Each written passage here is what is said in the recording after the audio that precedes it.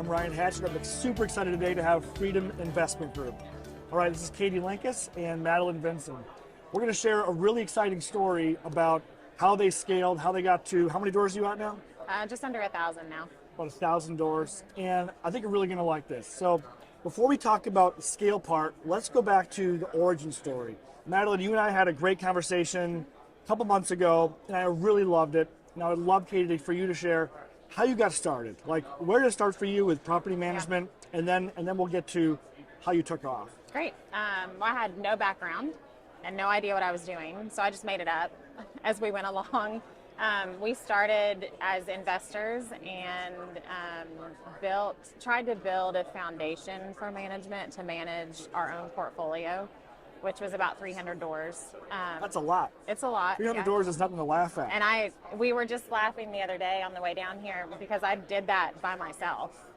And I don't remember how I did it. I don't know. What? I don't know how I did it. It's like a fever dream. Yeah.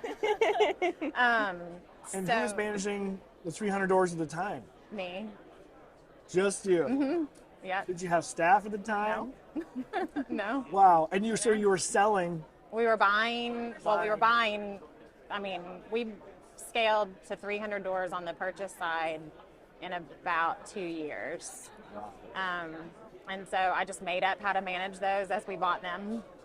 And then in 2020, we were getting lots of requests for property management and really had built the beginnings of our foundation. And so said, why not? Let's try it. So we started taking referrals. And from 2020 to mid-22 grew to 1,000 doors under management, including the 300 that we owned. Wow. Mm-hmm. In just a couple of years, Yeah. you went to 1,000 doors. Yeah. I mean, this is fast. It was really fast. When you think about the 300 doors you had by yourself, how much of that was single family, multifamily? Mostly single family. At that point, our largest multifamily was probably 8 units. We had a mobile home park that was 17 lots, but otherwise it was single family. Wow. So I'm wondering, other people are probably wondering, before we get to the third party side, how did you actually manage 300 doors on your own? I don't remember. It was a mess. What was it I like? think I blocked out that what was it like? Well, we used Buildium from the very, very beginning, and that made it easy. And so, I don't know, I think I worked 24/7 I remember for several years. I remember we would be like at the beach and she'd be on the phone with like just some vendor, a plumber, trying to get something under control on the beach, because if she didn't, no one would. Yeah, yeah. I've heard this story before. My conversations with many other customers, it's I can't leave work. No, Like yeah. I'm working on vacation. Around the clock. On the beach. Yeah. Mm-hmm. Wow. Yep. Okay. So you were getting, referrals from friends, other investors, I'm assuming. Yeah. They wanted you to manage their stuff. How did you think about, should I do this, should I not? And why did you decide to do this? I don't say no to a whole lot, and I don't like being told I can't do something. And we saw a need. So there is a huge need for good management. Bad management kills the asset. It's a bad experience for the tenant in their home.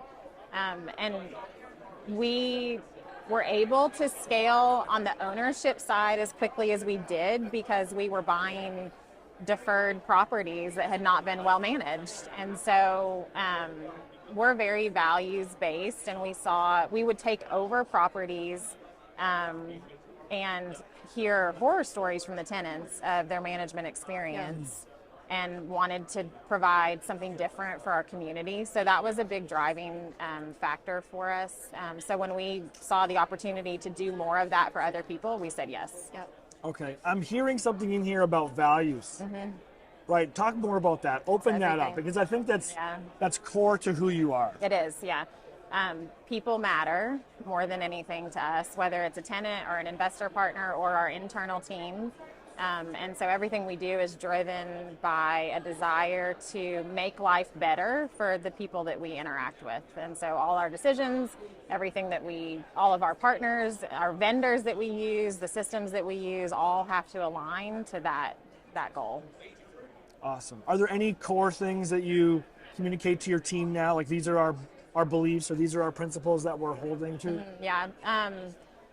I think, I mean, we have our list of values. And I think the bottom line is that I think what I said, people matter. And so we have to have a conversation about rent. We have to collect rent. We have to manage delinquencies. We have to manage evictions. We have to do all of those things as we run our business. But in all of those interactions, there should never be a time where the person doesn't feel like they matter despite the circumstance that we're walking through. Well, I think one thing too is we try to stay away from the toxic charity conversation. Like, we want to take care of people holistically, and sometimes that means having hard conversations and not just letting people go late on their rent or letting an owner do whatever they want to do. Like, we want to take care of everyone all the time the best way. I think that's unique. Yeah. As you heard from the other tenants that were coming to talk to you, like the deferred stuff, that doesn't happen very often. The actual like care. Yeah. It's the goal. Okay, so you decided to do this. You're going to lean into people. You're going to start taking on other doors. Bring me to a moment where you remember stuff kind of getting out of whack, control, right? Because you're on the verge on the beach, but then taking on more. Bring me to that moment. So we brought on a couple team members early on that helped. In the beginning, their job was to manage what we already had, so the stuff that we owned, and so that was an easier task because it was pretty established. I then focused on growth and taking on all of the new properties, which happened very quickly. And so we were 6 months in and realized that there were some things that needed to change. We actually reduced our staff for different reasons, and we were back to just being me again, which was okay because we, again, values are important. And so, so here we are. I don't know, we were maybe at probably 600 doors or so at that point. Time out. You're at 600 doors by yourself? Again. Yeah. Not for long, but we were. What happened? Yeah. What's life like at this moment in time? Well, at that point, we really started having conversations about wanting to make sure that everything we do is scalable. We wanted to have the foundation that would grow with us and grow out. So we don't want to just be in our current market. We want to be able to serve other markets. And so as we looked for solutions, we didn't immediately just start looking for people to fill those spots. We started looking at our software, our systems. What can we automate?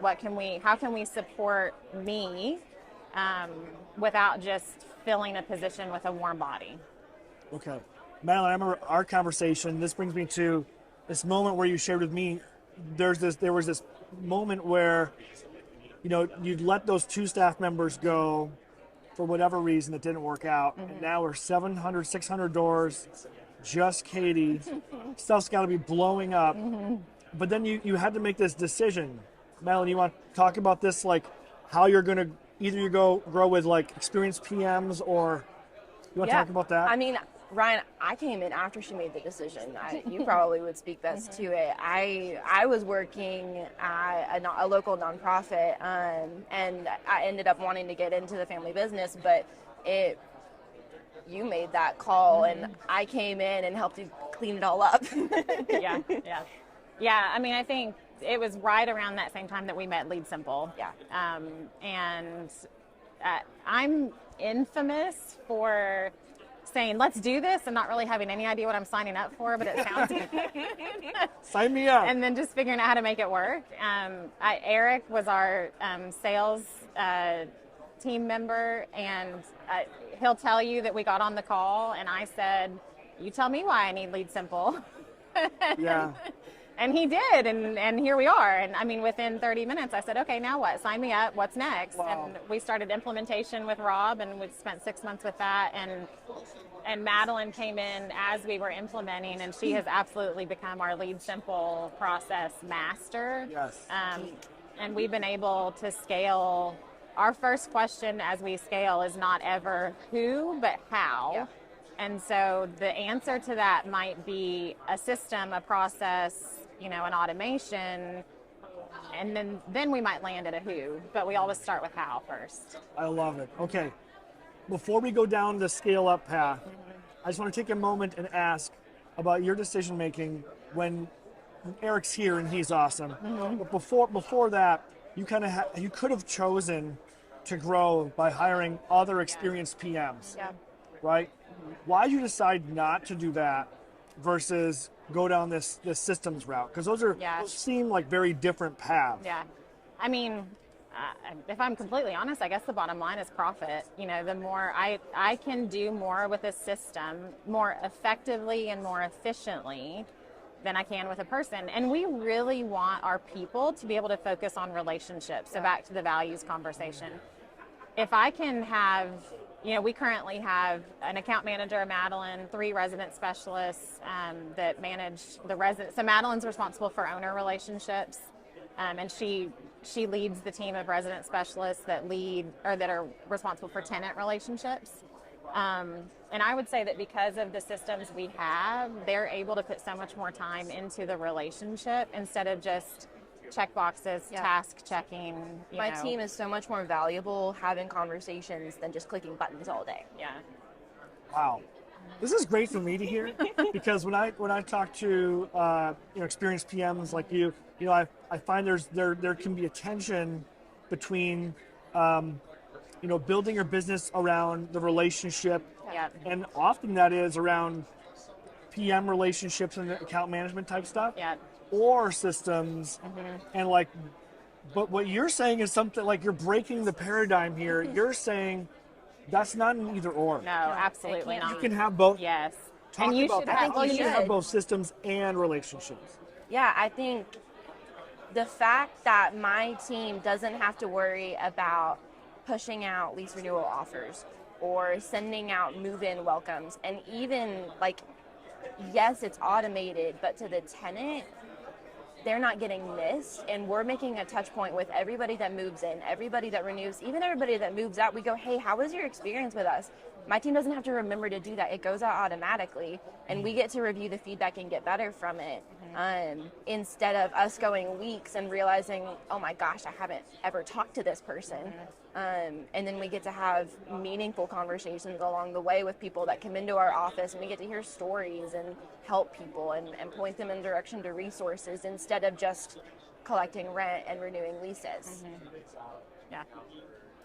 Do the relationships look different? Like I make up that, if you choose relationships and go the experienced PM route and you got the account management side, then you can only scale to a certain point. You can't break free of that at some point. Right. And that you're going to be constrained to be smaller. You've chosen the systems route, which, interestingly enough, has opened up the space for relationships. Yep. Can you talk about how do the relationships look compared to what it might look like over here? Does it look different? Yeah. I think before or without systems, the relationship focuses around, did you pay your rent? Are you going to renew your lease? Yes. Do you have maintenance? Transactional. Yeah. And so because our systems all manage that, the relationships, one of our resident specialists spent 45 minutes on the phone the other day coaching a tenant on how to manage their finances effectively. It was amazing. So I think it becomes much more personal, and connected instead of just, are you going to pay your rent? Yeah. That is incredible. I want to hear how rare that is.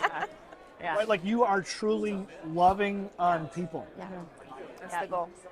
Wow. Well, because I think even we're dealing with people's most needed pieces of their life. We're dealing with tenants' housing, and we're dealing with investors and employees' livelihoods. We can't mess that up. That is the most important thing. And so if we don't get that right and we can't make a relationship through that, nothing else matters. Wow. Yeah. That's incredible. Jordan's been talking on the podcast about finding meaning in our work. Yeah.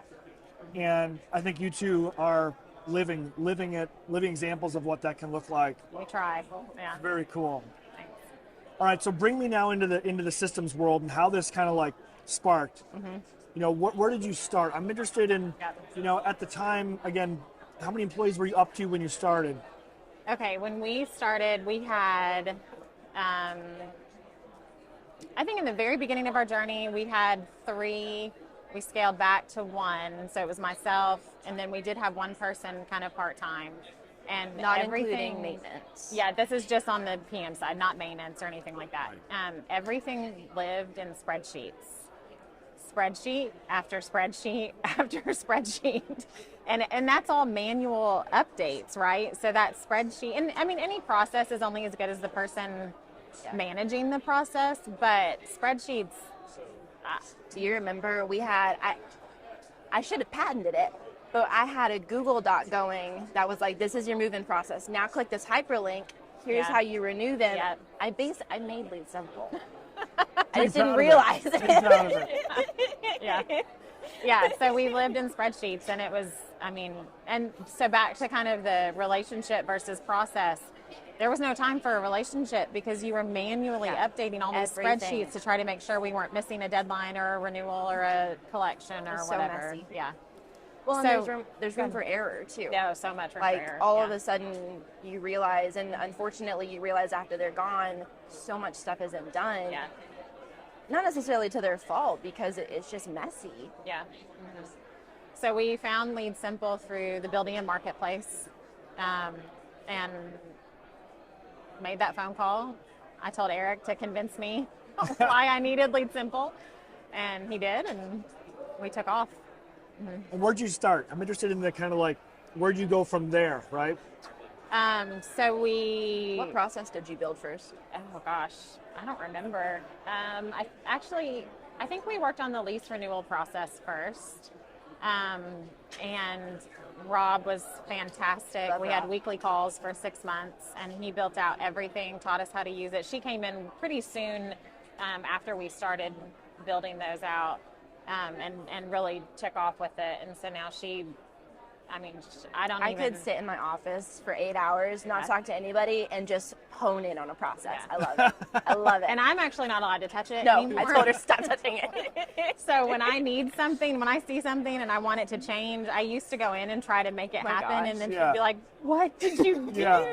Yeah. So now I just tell her what I want it to do, and then she creates it. That's amazing. Yeah. Why lease renewal? I'm curious. Like, you could start in lots of places. Were there? I think that was our biggest pain point.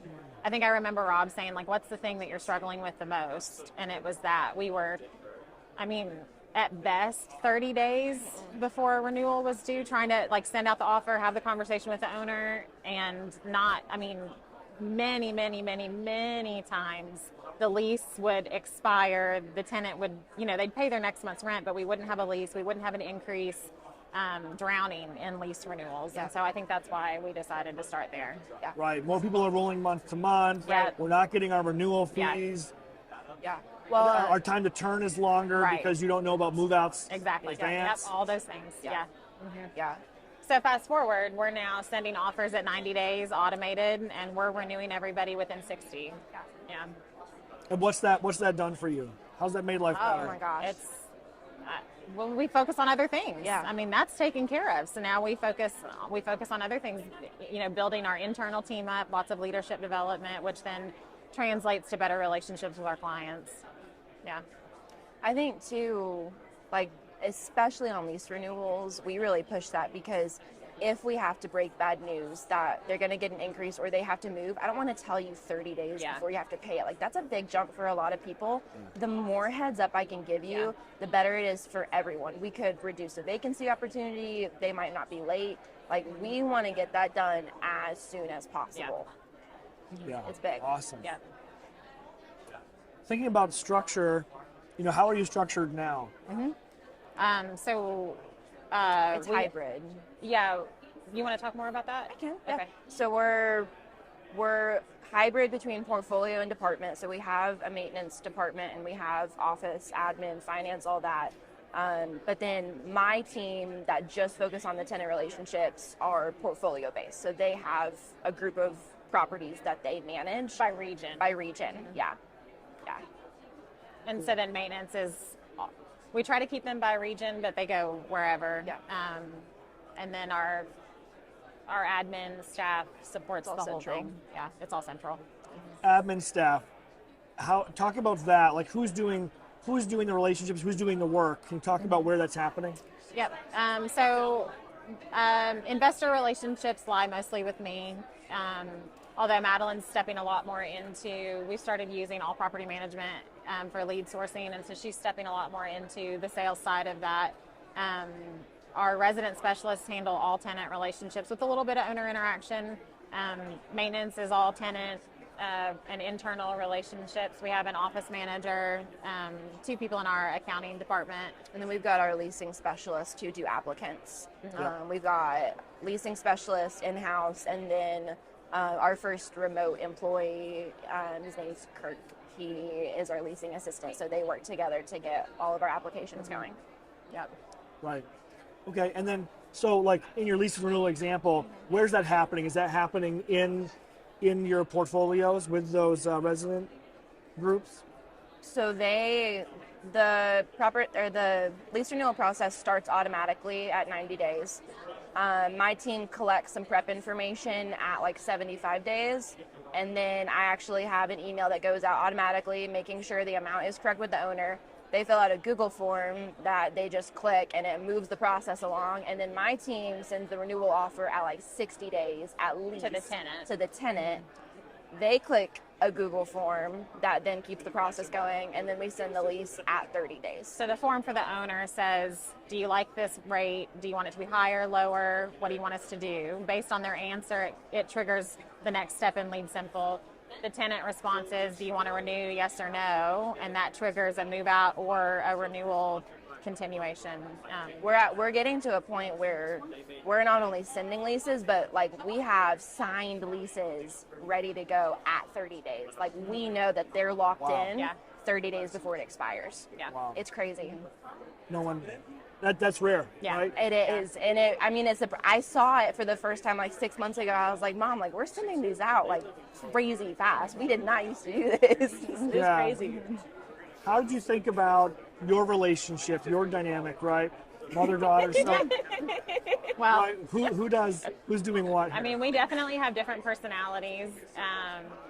She is, again, she's the process person. She helps me slow down. Like, did you think about how this might impact someone if you do it? I put you in a box. So that's helpful. I definitely need a handler 24/7. I think we've had our pain points working through, am I boss right now or am I mom? But she's done a great job knowing where those boundaries lie. She's very coachable and very, she wants to grow and be the best version of herself. And so sometimes I'm Katie. Sometimes, like, it surprised me that she just said mom right there, because most of the time when we're talking business, she calls me Katie. Yeah. I'll come into her office sometimes and say, hey, Mom, I need to ask you a question. Take your Katie hat off for a second. Yeah. I love it. Madeline, when you think about taking on some of the scalability side of it, you taking on more owner relationships and on the sales side of it, what have you really leaned into? Like, talking about, you kind of describe yourself as, I can stay up all night and work on this stuff. Yeah.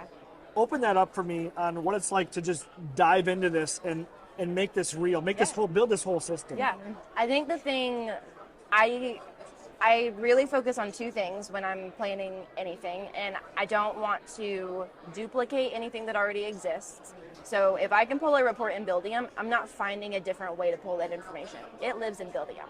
And then I want to stay away from too many steps. Like, just because I could have a task, it might mean, and this is so detailed, it's nuanced, but I might just add an instruction so that my team doesn't get tired of clicking a bunch of steps. Processes don't have to be complicated, they just have to be detailed. Thorough. Yeah. How do you strike that balance? Making stuff It's simple hard. enough that there's not too much to do, but just the right amount? Yeah. A lot of learning and a lot of change. Yes. I think the biggest problem or the biggest challenge that people face is getting stuck in their processes and not being willing to make a change because it makes it better for the person on the other end of the process. I think the alternative is you move too fast, which is me.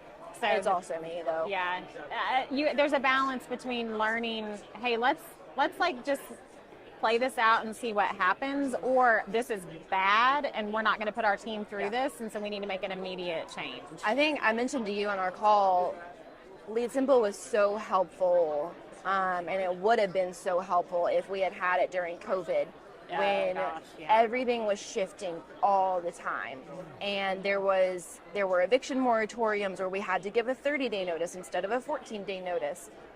Or all of a sudden we had to create a stage specific to getting rental assistance. Like it would have been and is now a game changer when you have to shift quickly. Yeah. Because you just shift the process, and then and you anybody tell your using team, the "Look process out." knows what to Yeah. do. Yeah.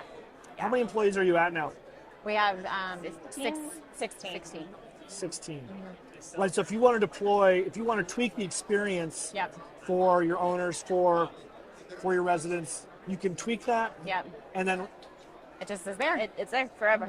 Everybody Until I has the change same, it again. Yeah, I mean, it makes it to where everybody has the same experience without having to have 16 phone calls or meetings or trainings. I'll throw on what out we're a doing. Slack message or a Loom video. Hey, I shifted this. Just be on the lookout. Let me know if you have questions, and it's there. Yeah.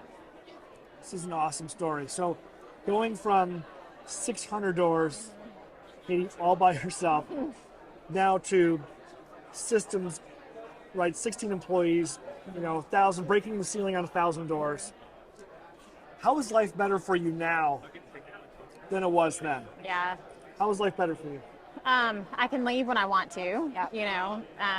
I think the biggest thing is I'm getting to really focus more on the development of our company and where we're going next, instead of in the weeds and the day-to-day. And the people who are in the day-to-day, I mean, Madeline gets to spend a lot of time in strategy and thought. Yeah. And even our resident specialists that are really the day-to-day people, I don't feel like they're ever stuck. Our culture is fantastic, and I think. Well, and you and Dad Clay, you guys have worked so hard on making sure that we're not just task rabbits. Yeah. Like, everyone on the team, no matter what your job is, you have value, and here's how you impact the team. Here's how you impact our community. Like, there's no one. I think especially in the conversations about remote workers, like, you give them the little stuff. Like, even Kirk, he's my favorite person. I love him to death, and he does so much important stuff. He's a part of our team. He's not just over here clicking buttons. Yeah. I'm hearing something really interesting right now. I'm hearing you talk about elevating your employees and giving them purpose. Yes. Right? We talked about investing in your residents and a 45-minute call on your financial advice. But I hear you elevating your employees as well. And I often don't hear that. Yeah. I often hear like remote team member or something like that. Yeah. And that's not, I don't think that's fair. I love what you're saying right now of elevating everybody. How do you do that? How do you give your employees purpose and meaning, but at the same time, working within the bounds of the process? Yes. How do you make that work? I think it's driven by our core values. And so I think knowing who you are and what you want to accomplish helps you make all the decisions you need to make. So I think you have to know that first.